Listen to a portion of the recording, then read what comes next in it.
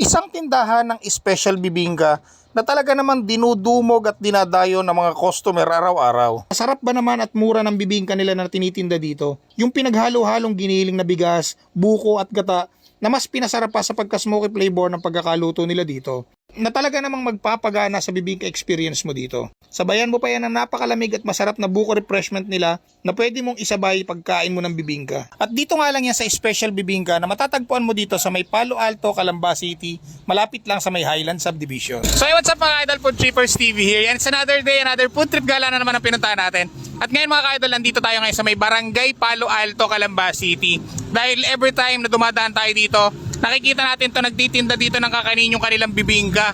At tuwing dumadaan tayo dito, laging ang daming bumibili dito. Kaya naman na-intriga tayo. At gusto nating matikman kung ano yung lasa ng tinitinda nilang bibingka rito. Kaya naman samahan nyo ako mga ka-idol. Dito tayo magpo-food trip ngayon. Tara, kain tayo. So ayan, ito yung kanilang bibingka dito. 10 pesos yung isa nito pag binebenta nila dito. Tikman natin.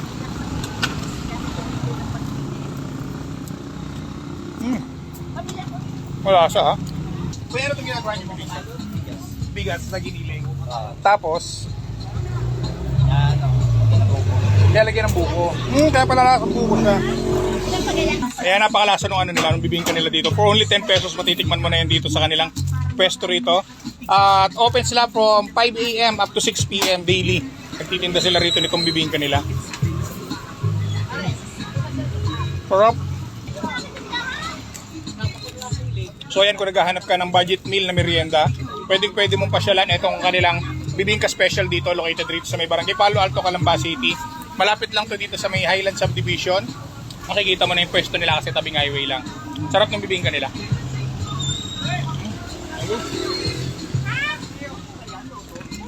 So yun mga ka-idol, kasama natin ang owner ng special bibingka na nagtitinda dito sa may Barangay Palo Alto, si Sir Dondon. Sir Dondon, thank you very much at napaunlakan mo kami. Sir, kailan pa kayo nag-start dito sa Palo Alto? Mga 3 buwan na po kami dito, sir. 3 buwan na. Tapos balita ko, napakarami yung branch sa Cavite. Marami po, sir. Nasa Imos po, sa Tracy, tsaka sa Tagaytay po, tsaka sa Silang po. Tapos eto, yung first branch nyo dito sa Laguna. Sa Laguna dito, sir. Kumusta naman sir, yung 3 months nyo na pagtitinda dito? Yan, sir, pinipilaan yan dito, sir. Ngayon nga, nakapahinga kami sa pila, sir. Kasi grabe tayo ang pila dito noon, sir. Oo nga, kasi alam mo, actually, malimit akong dumaan dito. Tapos every time na dumadaan ako, sobrang dami nang bumibili kaya na-intriga ako. Sabi ko, sige, one time dadaanan ko to para matikman na rin yung tinitinda yung bibingka rito. At good thing first, mga idol, natikman natin yung bibingka nila. Sobrang sarap, napaka-budget meal for only 10 pesos. Matitikman mo na yung kanilang bibingka na gawa sa bigas na may buko at gata. So syempre mga idol, imbitahan mo sa yung mga viewers natin na pasyalan na tikman din itong mga tinitinda yung bibingka dito. Opo. At saka punta lang po kayo dito sa Palo Alto Barangay po. Papuntang barangay po, papuntahin doon sa barangay. Matatanaw na po yan dito.